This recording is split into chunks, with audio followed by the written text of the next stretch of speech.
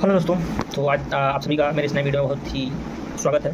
आज मैं सीधे हिंदी भाषा में बात करूंगा क्योंकि वैसे भी माँ के बारे में व्याख्या करना बहुत ही कठिन है। तभी मैं ट्राई करूंगा कि उनके बारे में तो सब बोल सकूँ। तो माँ का जीवन में इतना बड़ा महत्व है कि उनके बिना हमारा जीवन अधूरा है।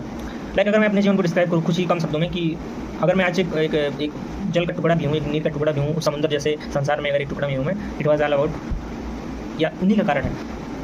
वो माँ पिता के रूप में हो सकती हैं, वो माँ बहन के रूप में हो सकती हैं, वो माँ के रूप में हो सकती हैं, वो माँ भाभी के रूप में हो सकती हैं। वो आपके फॉर्चून में है कि आप किस रूप में माँ को ढूंढ पा रहे हैं या किसके अंडर में आप ब्रॉट अप हुए हैं। तो मैं फॉर्चुनेट था कि मेरे लालन पालन में मेरी दादी मेरे साथ थी।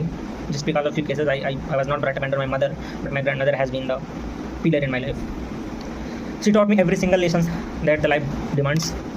जीवन के प्रत्येक मूल्यों के बारे में, आदर्शों के बारे में उन्होंने मुझे सिखाया। और आज मैं इस बात पर गर्व करता हूँ कि मैं बिना माँ के भी बहुत सारी माँओं का प्यार पाया हूँ। और मैं उनमें सभी अपनी जो प्रमुख लोग हैं, इसमें मेरी कुछ बहनें हैं, ना बहनें होते हुए भी बहनें, ना माँ होते हुए भी बहुत सारी माँ।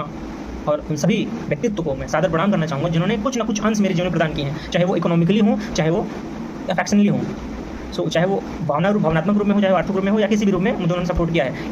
तो ये सबका सौभाग्य होना चाहिए कि उनके जीवन में माँ है। और आप उनसे भी सीख सकते हैं कि जिनके जीवन में माँ नहीं है और वो किस तरह से अपने जीवन में संघर्ष करते हैं। और आप उनका सम्मान करें जो बिना माँ के होते हुए जीवन में किसी पटल पर पहुँचे हुए हैं। तो give respect to them who is lacking the mother in his or her life. So be respectful to your mother.